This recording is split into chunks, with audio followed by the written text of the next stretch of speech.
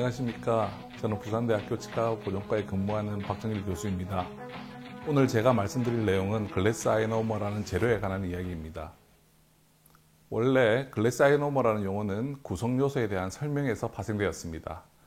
필러는 실리케이트인 규산염, 즉 유리 글라스이고, 매트릭스는 이온 클로스 링크드 폴리머로 여기서 유래되어 아이오노머라는 용어를 사용하게 되었습니다. 이를 통해 필러와 매트릭스를 표현하는 글라스 아이오노머라는 용어가 만들어졌습니다. 이러한 재료에 대한 화학 용어는 폴리알케노익 또는 폴리알케노에이트 시멘트입니다. 유럽 사람들은 기술적으로 이 용어만 사용한다고 단호하게 주장하지만 나머지 국가에서는 글래스 아이노머 또는 GI 또는 GIC라는 용어를 사용합니다. 1972년에 A.D. 윌슨과 B. 켄트에 의해서 이 재료가 처음으로 개발되었고, 최초의 글래스 아이노머 재료가 유럽에서 ASPA라는 이름으로 판매되었습니다. 미국에서는 1977년에 판매되었습니다. 초기 제품들은 5급 병소에 사용하도록 추천되었었고, 트랜스루선시가 좋지 못해서 심미적으로는 우수하지 못했습니다. 이후 트랜스루선시와 물성이 개선되면서 지금은 수복 및 라이닝과 루팅용으로 많이 사용되고 있습니다. 최초의 치과용 제품은 덴스플라이의 ASPA라는 이름의 제품으로 등장했고, 빠르게 다른 회사들도 유사한 제품을 개발했습니다. 50년 이상의 역사 동안 글래스 아이노머는 접착용 복합 레진만큼 다양한 분야에서 우수하게 사용되고 있습니다. 돌이켜보면 글래스 아이노머는 여러 번 개선 제품이 나오면서 매번 새롭게 변신했습니다.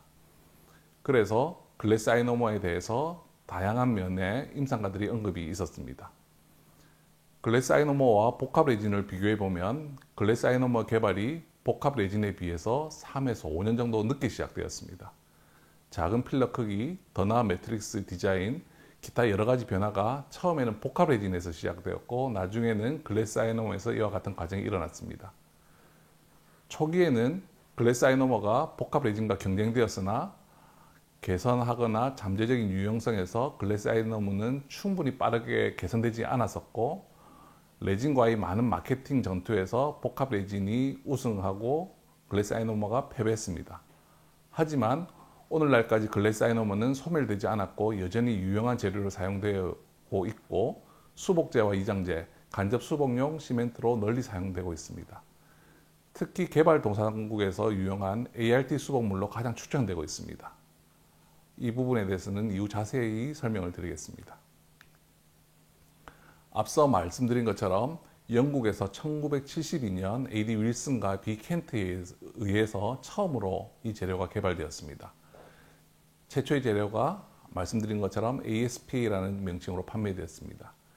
이전에 있었던 실리케이트 시멘트의 트랜스루선시, 그리고 불소 방출의 장점하고 폴리카르복실레이트 시멘트의 체질과의 화학적 접착, 그리고 바이오 컴패티빌리티의 장점을 가진 그런 두 장점을 합친 재료로 개발되었습니다.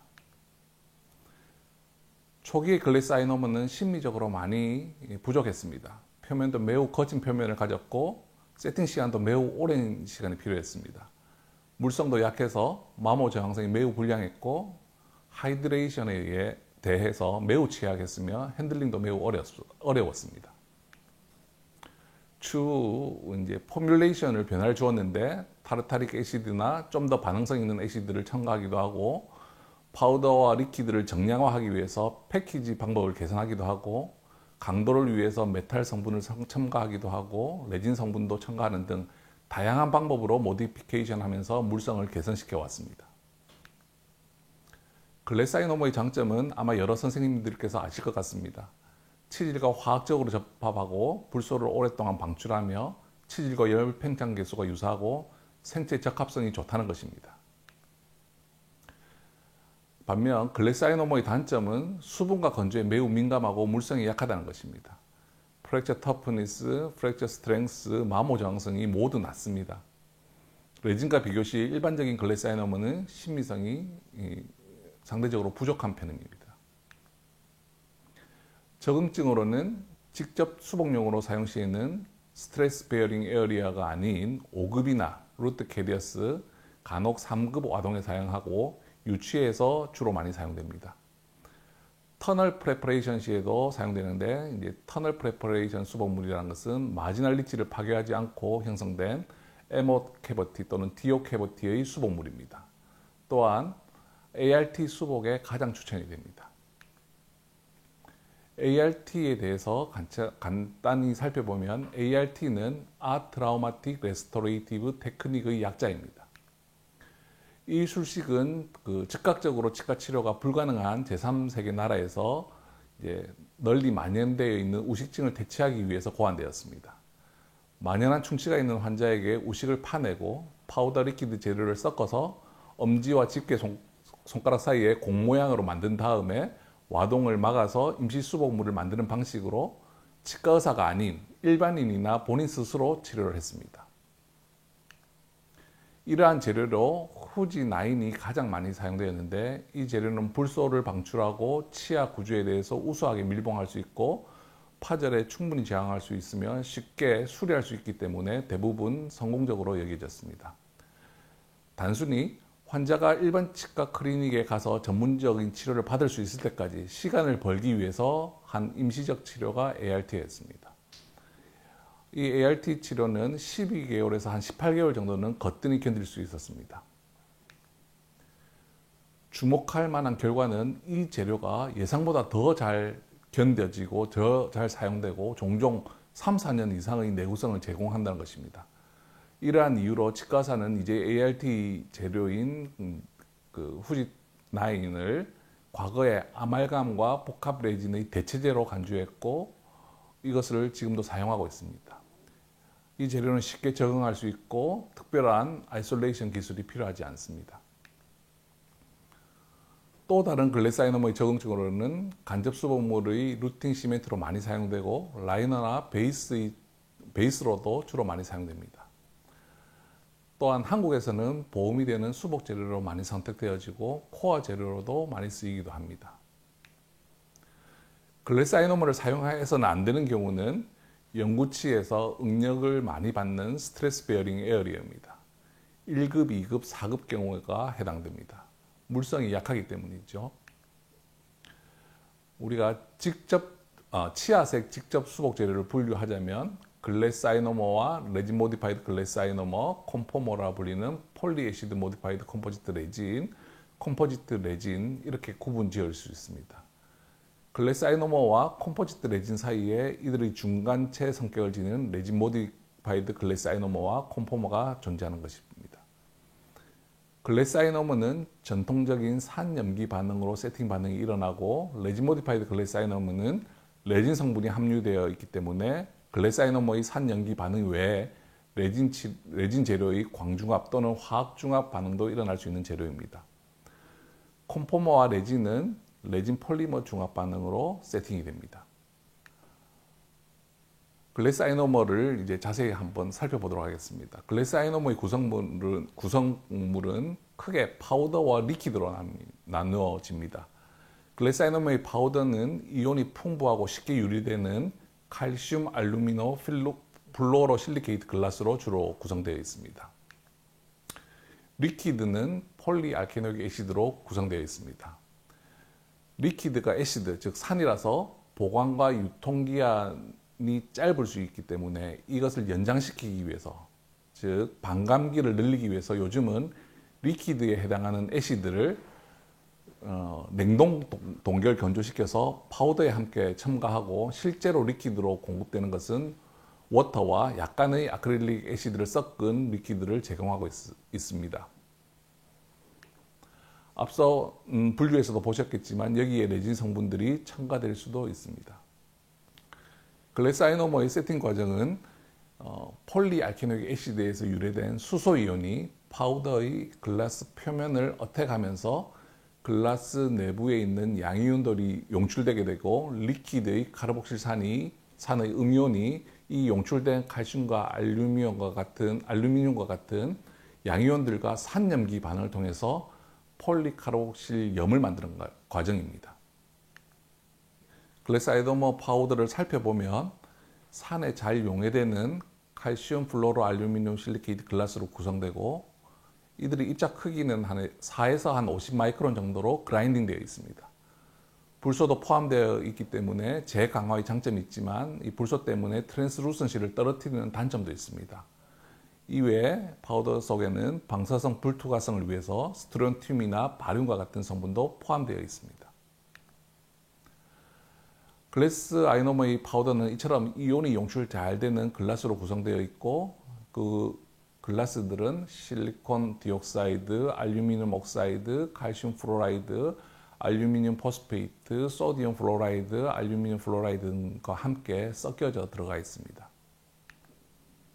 리퀴드를 살펴보면 아크릴릭 애시드, 이타코닉 애시드, 말레익 애시드와 같은 약산으로 애시드 코폴리머로 구성되어 있고 세팅 반응의 시간을 조절하기 위해서 타르타릭 애시드도 포함되어 있습니다. 요즘은 반감기를 증가시키기 위한 이러한 산들을 동결 건조시켜서 파우더에 포함시키고 리퀴드는 워터나 희석된 타르타릭 애시드로 공급하는 언하이드러스 시멘트로 공급됩니다. 즉 리퀴드는 아크릴릭 애시드, 말레익 애시드, 이타코닉 애시드 등 여러 산이 섞여 있는 폴리 애시드입니다. 이 중에 타르타릭 애시드는 핸들링을 향상시키고 워킹 타임을 연장하고 초기 강도를 증가시키기 위해서 첨가되었습니다. 레진 모디파이드 글래스 아이노머의 경우에는 기존의 전통적인 글래스 아이노머의 파우더와 리퀴드 구성 성분 외에 리퀴드에 복합 레진 성분인 해마가 첨가되어 있고 광개시제가 첨가되어 있습니다. 또한 파우더에도 라이트 액티베이티드 카탈리스트도 포함되어 있는 경우도 있습니다. 먼저 전통적인 글래스 아이노머의 경화 반응을 살펴보도록 하겠습니다. 글라스의 파우더와 폴리애시드의 리퀴드가 만나면 하이드로겔륨을 만들게 되고 수분이 중간 반응산물로 사용하게 됩니다. 경화되는 단계에 따라서 이온이 용출되는 이온 용출 단계, 겔이 되는 하이드로겔 단계, 그리고 폴리솔트 겔 단계, 다중염 겔 단계로 단계적으로 구분합니다. 또 다르게 표현하면 경화 과정을 용해 과정, 겔레이션과 경화 과정, 성숙 과정으로 분류하기도 합니다. 모식도로 보시면 파우더와 리퀴드가 만나서 용해가 된 이후에 겔화 과정 그리고 성숙 과정을 거쳐서 경화가 완성됩니다. 왼쪽 그림은 경화되는 과정을 용해 과정, 겔화 과정, 성숙 과정 그 과정으로 도식한 모습이고 오른쪽 사진은 그림은 이온 용출 단계, 하이드로겔 단계, 다중염 겔 단계로 구분하여 도식화한 모습입니다. 글라스 아이노머의 경화는 앞서 말씀드린 대로 파우더인 플로로 알루미늄 실리케이트 글라스와 폴리애시드가 혼합되면 세팅 반응이 시작되게 됩니다. 이때 글라스 아이노머가 치아 구조에 접착하는 기본 메커니즘도 같은 원리입니다. 폴리알케노익 애시드가 치아 표면을 부드럽게 하고 침투해서 치아 속에 있는 양이온인 칼슘 이온과 산염기 반응을 하게 되고 그 결과 치아와 결합하게 됩니다. 글래스 아이노머와 하이드록시 아파타이트 계면에서 이러한 산염기 반응을 지속하게 되고 추후 경화되면서 치아와 결합된 상태로 유지하게 됩니다. 슬라이드의 왼쪽 구조물이 치아입니다. 폴리애시드의 수소이온의 어택에 의해서 알루미노 실리케이트 입자에서 칼슘과 알루미늄 등 많은 양이온들이 용출되게 됩니다. 이렇게 용출된 양이온의 리퀴드에 있는 카르복실산의 음이온과 결합하게 되고 이때 치아의 칼슘의 양이온과도 결합하게 됩니다. 초기에는 칼슘 이온이 우세하게 결합하게 되고 후반기에는 알루미늄 이온이 우세하게 결합하면서 경화가 진행됩니다. 이때 용출된 불소 이온은 외부 환경으로 빠르게 확산되는 경향이 있습니다. 이러한 과정이 완료된 이후에 오랜 시간이 지나면 하이드로겔 내에서 규산 네트워크가 형성됩니다. 이 글래스 아이노머는 치아의 범낭질과 상아질 모두 화학적 결합을 하지만 범낭질층이 훨씬 더 강한 결합이 일어납니다. 다음은 레진 모디파이드 글래사이너머 시멘트에 대해서 살펴보도록 하겠습니다. 처음에 이 재료는 라이너로 개발했습니다. 전통적인 글래사이너머에 레진 성분을 첨가함으로써 광중압이 가능하게 되었고 물성도 좀 더 향상시켰습니다. 주로 레진 모노머로 해마가 첨가되어 있고 레진의 광개시제가 포함되어 있습니다. 4.5에서 6%의 레진의 세팅 반응이 일어나고 이런 레진 성분으로 인해서 전통적인 글래사이너머의 물성을 개선시켰습니다.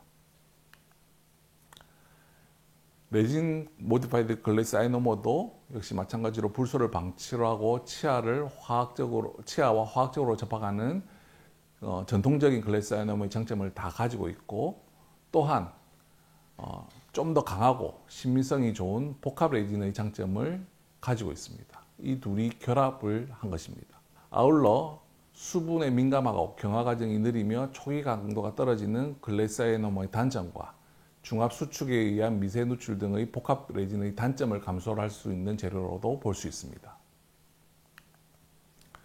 레진 모디파이드 글래사이너머는 기존의 글래사이너머 구성 성분에 더해서 리퀴드에 레진 성분을 첨가했고 광개시제도 추가로 첨가했다고 말씀을 드렸습니다. 글래사이너머의 레진 모디파이드 글래사이너머의 세팅 반응은 두 가지 세팅 반응이 있습니다. 기존의 글래사이너머의 산연기 반응이 일어나고, 그 다음에 레진의 라디칼에 의한 중압 반응이 함께 일어납니다. 레진의 중압 반응은 캄포로키논의 광개시제에 의한 광중압 반응과 벤조일 페록사이드와 아민에 의한 자가중압 반응이 있습니다. 결국 RMGI는 이런 프리 라디칼에 의한 레진의 중압 반응이 첨가됨으로 인해서 초기 경화를 빠르게 진행할 수 있지만 완전히 최종 경화되는 것은 오랜 시간이 걸립니다. 이것은 속도가 느린 산염기 반응에 의한 전통적인 글래사이너머의 경화 과정이 사라지지 않고 계속 진행되고 있기 때문입니다. 레진 모디파이드 글래사이너머의 경화 반응의 모식도를 보시면 전통적인 글래사이너머 구성 성분에 레진계 구성 성분인 해마가 첨가되어서 기존의 산연기 반응 외에 레진계 경화 반응이 추가되어 있는 모식들을 볼 수 있습니다. 치아와의 접착은 전통적인 GI와 동일하게 치아의 칼슘 등의 양이온과 화학적으로 결합합니다. 구조적인 관점에서 보면 전통적인 글래사이너머는 보이는 그림처럼 파우더의 글래스 주위에 폴리애시드 체인이 이온 교환하면서 매트릭스를 형성하는 그런 형태를 가지고 있습니다. 반면에 RMGI인 경우에는 전통적인 글래사이너머 구조 외에 빨간색 사슬로 보이는 레진계 폴리머 체인이 매트릭스 내부에 존재하는 것을 볼 수 있습니다. 이러한 폴리머 구조로 인해서 글래사이너머의 물성이 좀 더 개선되는 효과를 볼 수가 있습니다. 다음은 워터 밸런스입니다. 글래사이너머의 재료의 특성이 경화 반응에 있어서 산염기 반응이 그 기반이 된다는 것입니다. 이러한 경화 과정 중에 중요한 내용이 워터 밸런스가 잘 유지되어야 한다는 것이죠. 경화된 글래사이너머의 약 24%가 수분입니다. 글래사이너머는 수분 섭취와 손실에 모두 취약합니다. 수분 균형이 임상적으로 잘 유지되는 것이 중요합니다. 빨리 큐어링이 되는 RMGI는 워터 밸런스에 덜 민감합니다. 이처럼 글래사이너머는 세팅 과정 중에 수분 밸런스 관리가 중요합니다. 경화 과정 중에 수분의 오염을 방지하기 위해서 매트릭스를 사용하거나 바니쉬나 본딩 에이전트로 글래사이너머 표면을 보호하는 것이 좋습니다. 또한 최소 24시간 동안 피니싱 과정을 연기하거나 마무리 과정 동안 탈수가 일어나지 않도록 로스피드 핸드피스를 사용하는 경우도 워터 스프레이를 사용하는 것이 좋습니다. 치아에 와동을 형성한 이후에 글래사이너머를 사용하기 위해서는 접착을 위한 전 단계가 필요합니다. 화학적 접착에는 깨끗한 치아 표면이 필요합니다. 10%의 폴리아크릴릭 애시드를 도포해서 치아 표면을 컨디셔닝하거나 도말층을 제거해야 됩니다. 컨디셔닝한 이후 혹시나 남아있는 폴리아크릴리산은 글래스아이너머의 경화 반응을 손상시키지는 않습니다. 따라서 글래스아이너머를 수복하기 전에는 치아를 처리하는 용액으로 반드시 폴리아크릴릭 애시드, 즉 약산을 사용하셔야 됩니다. 치아를 적용하기 전에 포스포릭 애시드인 에천트로 애칭하시면 안 됩니다. 이 쌤 사진은 폴리아크릴릭 애시드로 표면을 컨디셔닝한 이후에 치아 표면을 나타내고 있습니다. 치아 표면에 있는 스미어 레이어의 즉 스미어 레이어, 도말층은 제거되고 치아의 무기질은 탈해되지 않습니다. 반면에 이 사진은 포스포릭 애시드로 덴틴을 애칭한 표면입니다. 도말층은 물론 제거되었지만 치아의 무기질을 탈해시켜서 표면이 거칠어져 있고 상하세관이 열려있는 모습을 보입니다. 글래스아이너머는 치아의 무기질인 칼슘과 이온 교환해서 산염기 반응을 해야 되는데 이처럼 치아를 애칭하게 되면 칼슘을 포함한 무기질을 아예 빼버립니다. 아예 제거함으로 글래스아이너머 접착에는 매우 불리하게 됩니다. 따라서 글래스아이너머 수복 시에는 치아를 애칭하시면 안 되고 반드시 약산인 폴리아크릴릭 애시드로 컨디셔닝 하셔야 됩니다. 다음은 글래스아이너머의 물리적 특성과 특징에 대해 하나씩 알아보도록 하겠습니다. 아래의 목차대로 살펴보도록 하겠습니다. 먼저 불소 유리에 대한 내용을 살펴보겠습니다. 글래스아이너머는 불소를 방출하고 흡수할 수 있습니다. 불소는 파우더인 글라스에 유리된 이온들 중에서 플럭스로서 사용되고 매트릭스에 결합되어서 묶여 있지 않습니다. 글래스아이너머는 수복 직후에 불소 방출이 매우 많이 일어납니다. 초기에는 매우 높은 수준으로 불소 방출이 일어나다가 이후 3, 4개월에 걸쳐서 지속적으로 낮은 수준으로 불소가 방출됩니다. 글래스아이너머에서 방출되는 불소가 고갈되면 불소 도포나 불소 양치 등 외부적인 불소의 공급으로 지하의 불소를 재충전할 수 있습니다. 글래스아이너머는 이러한 불소 유리의 영향으로 인해서 우식 억제에 명백한 이점을 가집니다. 네, 이제 글래스아이너머에서 불소가 방출되는 메커니즘을 모식대로 자세히 살펴보겠습니다. 글래스아이너머의 파우더와 리퀴드가 반응하는 동안에 글라스 표면의 약 10에서 15%의 알루미노 실리케이트 분말 입자가 용해되어서 매트릭스를 형성하고 경화하는 데 필요한 이온을 방출합니다. 동시에 불소도 방출되어 하이드로겔에 남아있게 됩니다. 수복된 글래스아이너머의 외부 환경은 불소 농도가 낮거나 전혀 없기 때문에 불소가 방출되는 원동력은 삼투압에 의한 불소의 외부 확산입니다. 모든 매트릭스 내의 불소 이온은 약 24시간 동안 글래스아이너머에서 방출하게 됩니다. 그 이후에는 분말 입자 안에 남아있는 불소가 있습니다. 이 분말 입자에서 불소 방출은 매우 느리게 발생하고 매우 낮은 농도에서 서서히 방출됩니다. 불소 유리를 이런 도표로 보면 초기에는 매우 높은 농도로 불소가 유리된 이후에 낮은 농도로 지속적으로 불소가 유리되는 것을 볼 수 있습니다. 글래스아이너머의 특징 중에 유용한 것이 불소의 저장고 역할을 할 수 있다는 것이죠. 불소 도포와 같은 국소적인 불소의 공급에 의해서 글래스아이너머가 이 불소를 재흡수하고 또다시 방출을 할 수 있다는 것입니다. 두 번째로 살펴볼 물성은 생체 적합성입니다. 글래스아이너머는 치은 조직에 매우 안정성과 적합성이 있습니다. 플라그는 글래스아이너머 표면에서 매우 활발하게 번성하지 못합니다. 치수에 대한 반응도 매우 호의적입니다. 갓 혼합된 지하에는 pH가 매우 낮습니다. 혼합 5분 후에는 pH 2.0, 10분 후에는 pH 3.0 정도입니다. 하지만 적절한 두께의 상아질이 완충 역할을 하게 됩니다. 다음은 용해도입니다. 글래스아이너머는 경화 반응이 느리게 진행되므로 경화 초기 단계에서는 용해도가 매우 높습니다. 이 단계에서 습기로부터 충분한 보호가 필요합니다.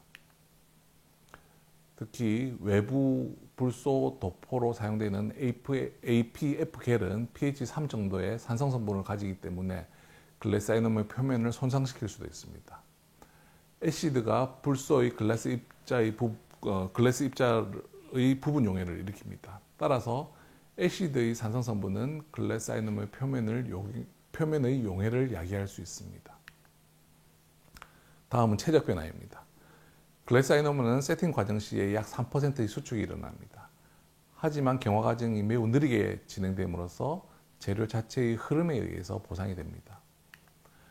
RMGI는 광중압을 동반할 경우에 광활성화 시점에서 약간의 수축이 발생하고 후속 수축은 천천히 발생합니다. 하지만 이것은 복합 레진의 수축 정도와 비교할 정도는 되지는 않습니다. 따라서 글래스 아이노머의 최적 변화는 크게 문제가 되지는 않습니다. 다음은 파열 저항성입니다. 글래스 아이노머는 약하고 강성이 부족하며 부서지기 쉽습니다. RMGI는 전통적인 GI보다는 강하지만 복합 레진보다는 훨씬 약합니다. 따라서 과도한 하중이 가해질 수 있는 곳에서의 사용은 피하는 것이 좋습니다. 마모 저항성입니다. 파열 저항성과 마찬가지로 글래스 아이노머는 내마모성이 약합니다. RMGI나 메탈 모디파이드 GI는 일반 전통적인 GI보다는 내마모성이 우수하지만 복합 레진과는 비교 불가합니다. 따라서 응용이 많이 집중되는 교환면에 사용하기는 적합하지는 않습니다. 열팽창 개수입니다. 치아와 비슷한 열팽창 개수를 가집니다. 색과 트랜스루선시입니다. 전통적인 GI나 RMGI 칼라 매치나 트랜스루선시는 임상적으로 어느 정도 적절할 수 있습니다. 하지만 글래스 아이노머가 경화하는 과정 중에 수분의 오염 또는 탈수가 이러한 트랜스루선시, 즉 신미성을 훼손시킬 수 있습니다. 또 RMGI는 시간이 지남에 따라서 조금 어두워지는 경향이 있습니다. 빠르게 중합되는 재료는 적절한 트랜스루선시가 부족하고 특히 불소 함량이 높을수록 트랜스루선시가 감소됩니다. 방사성 불투과성입니다. 대부분 요즘의 GI나 RMGI는 방사성 불투과성을 가집니다. 과거에 일부 자가중합 글래스 아이노머 시멘트 중에 방사성 투과성 재료들이 있었습니다.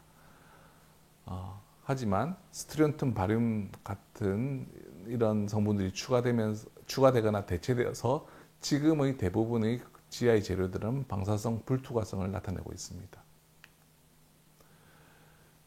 글래스 아이노머와 레진 사이의 여러 재료들을 비교해보면 강도와 신미성은 레진 쪽이 우수하지만 불소 유리와 같은 항우식성 특성은 글래스 아이노머 쪽이 우수합니다.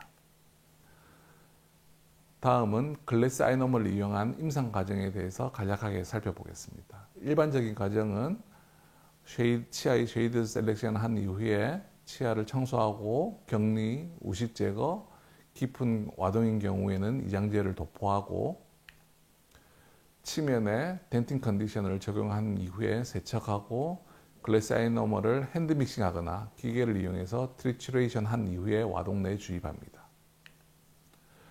주입한 이후에 수분 오염을 방지하기 위해서 바니쉬를 도포하고 광중압 또는 초기 자가중압이 될 때까지 기다립니다. 이후 피니싱과 팔리싱을 하게 되고 마지막에 탈수를 방지하기 위해서 한 번 더 바니쉬를 도포하고 치료를 마치게 됩니다. 일반적인 이런 과정에서 조금 더 자세히 살펴보겠습니다.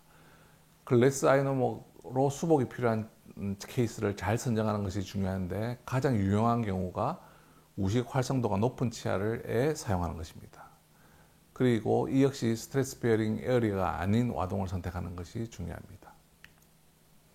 치아 표면을 깨끗이 하고 도말층을 제거하는 것이 중요합니다. 전통적인 글래스 아이노머를 사용할 때는 약산의 컨디셔너를 사용해서 도말층을 제거하는 것이 기본이지만 RMGI를 사용하는 경우는 이런 덴팅 컨디셔닝 대신에 레진 접착에 사용하는 접착제도 사용할 수 있습니다. 핸드 믹싱하는 것을 한번 보도록 하겠습니다.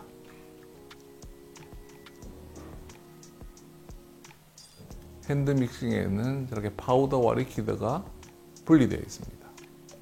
그래서 제조사에서 지시하는 파우더와 리퀴드 양을 패드에 놓고 스파츌러로 서로 믹싱하게 됩니다.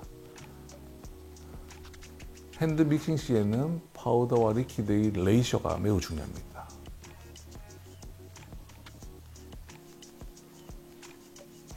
전체 재료가 호모지니어스하게 잘 믹싱되도록 패드 전체를 이용해서 잘 믹싱하게 됩니다. 이때 믹싱하는 시간이 좀 많이 걸립니다. 지금 이 동영상에서는 한 1분 정도가 소요되는 것 같고, 믹싱하는 위생사의 숙련도에 따라서 영향을 많이 받습니다. 믹싱을 오래 하게 되면 워킹 타임에 영향을 받고, 양 조절이 실패하면 이후에 곤란한 경우가 많이 발생됩니다. 반면에 미케니컬하게 트리추레이션 하는 것을 보도록 하겠습니다. 프리캡슐레이션 된 재료를 사용하게 되면 믹싱하는 시간이 10초 정도로 매우 짧고 간편합니다. 저렇게 프리캡슐레이션 된 재료를 펀칭한 이후에 트리추레이션 기계에 넣고 세팅을 10초를 하면 10초가 다 되면 믹싱이 완료가 됩니다. 매우 간편하죠. 전용 건에 삽입한 이후에 재료가 경화되기 전에 워킹 타임이 충분히 사용할 수 있습니다. 특히나 파우더와 리퀴드 레이쇼가 일정하기 때문에 재료의 퀄리티를 손상시키지 않습니다. 그래서 프리캡슐레이션 된 재료를 저는 추천합니다. 글래스 아이노머 수복에서 가장 중요한 부분이 수복 직후의 수분 조절이 중요합니다. 앞서 말씀드린 대로 수분 흡수나 탈수를 방지할 수 있도록 바니쉬로 수복된 글래스 아이노머를 피니싱, 팔리싱 한 이후에 도포함으로써 보호해줘야 됩니다. 피니싱 과정은 전통적인 글래스 아이노머가 충분히 경화된 이후에 하셔야 되고, 경화 초기에는 표면이 약하므로 최소한의 트라우마를 줘야 합니다.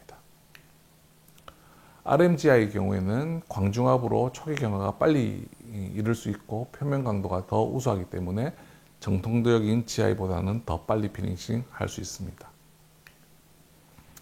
반복적으로 말씀드리지만 수분 오염과 탈수를 방지하기 위해서 바니쉬나 접착제로 수복 과정 중에 글래스 아이노머의 표면을 보호하시는 것이 중요합니다.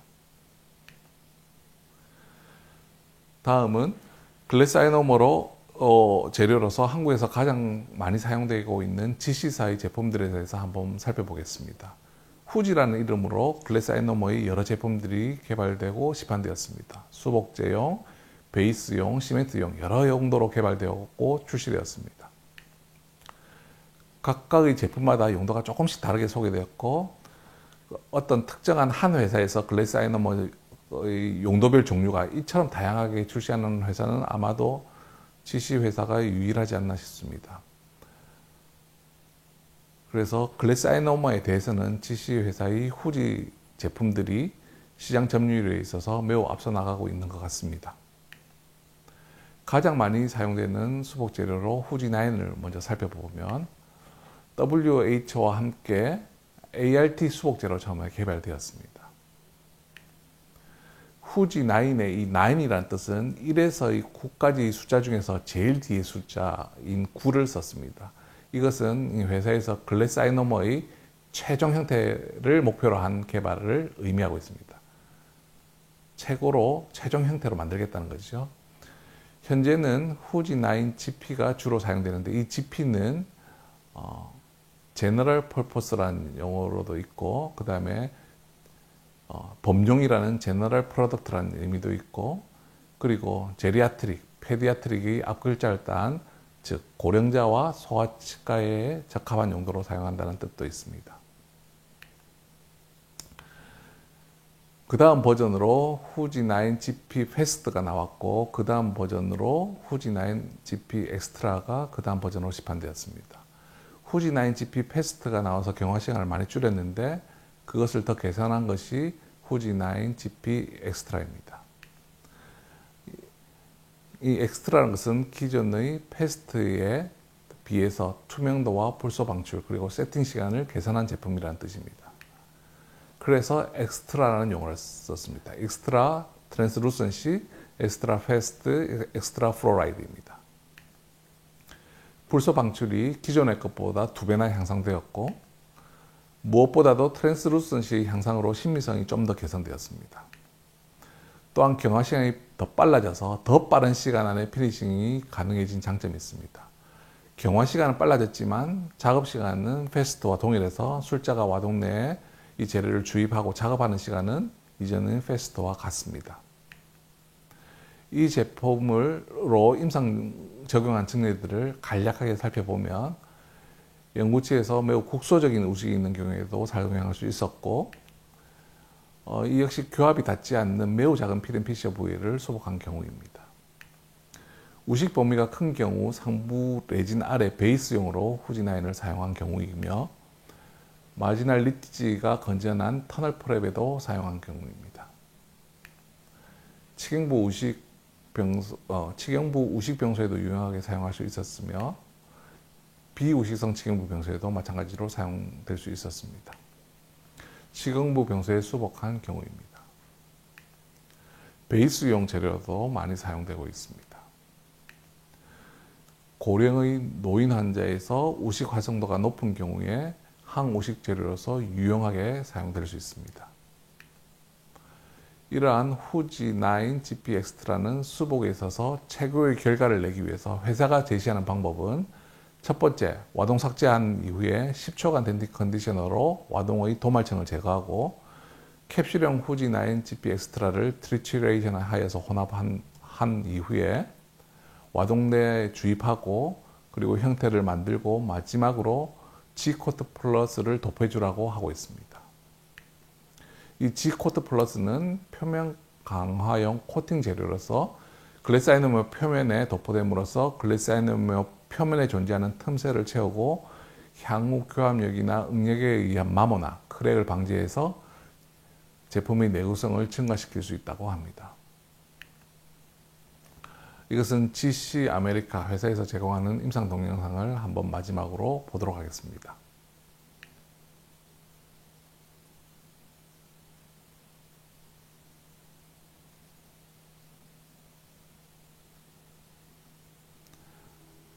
후지9을 처음에 사용했을 때 ART 테크닉에 많이 사용한다고 말씀을 드렸습니다. 그래서 ART 테크닉은 치과의 접근도가 어려운 제3세계에서 지금도 널리 많이 사용되고 있습니다.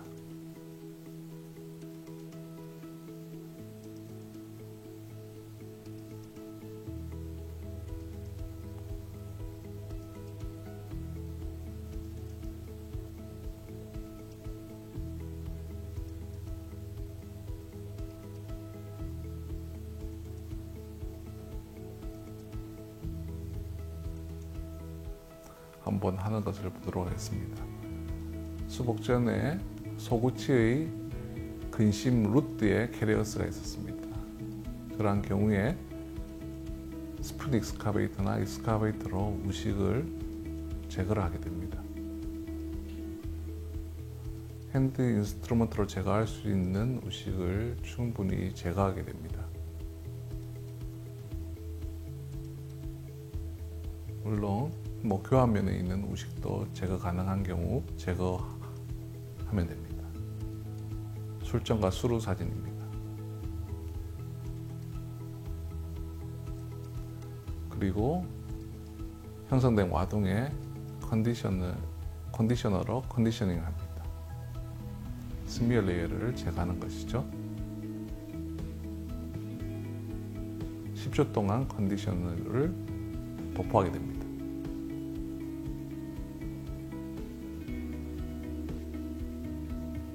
그리고 워시하고 드라이를 하게 되면 표면에 남아있던 잔사들인 스미어 레이어가 제거되게 되고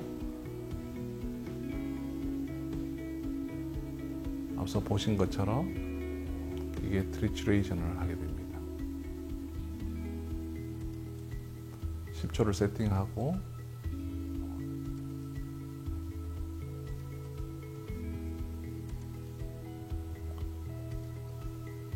트리츄레이션이 끝난 GI를 전용 커넥 부착한 이후에 주입을 확인하고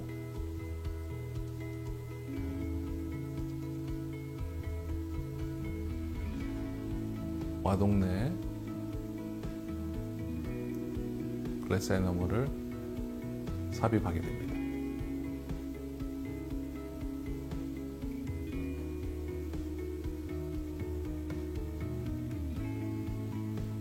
삽입을 하고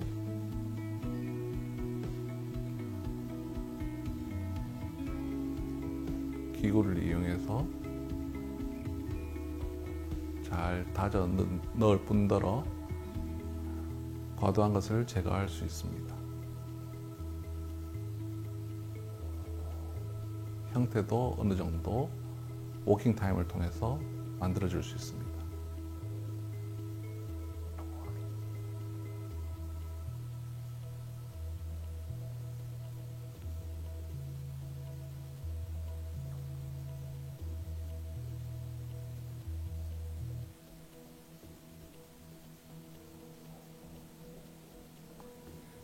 그리고 마지막에 G코트를 덮어야 해서 이 글래스 아이너머의 수보물의 내구성을 증가시키게 됩니다.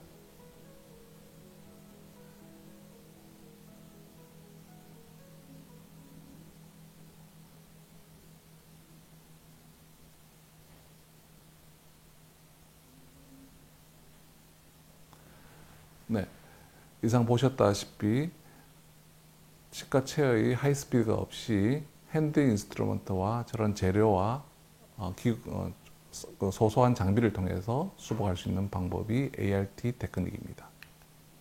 네, 글래스 아이너머는 1972년부터 공식적으로 치과 수복학의 일부로 들어오게 되었습니다. 이번 강의를 통해서 글래스 아이너머가 무엇이고 어떤 과정을 통해서 경화하고 그리고 그 유용성과 한계에 대해서 여러 임상과 선생님들에게 유용한 정보가 제공되었기를 바라봅니다. 경청해 주셔서 감사합니다.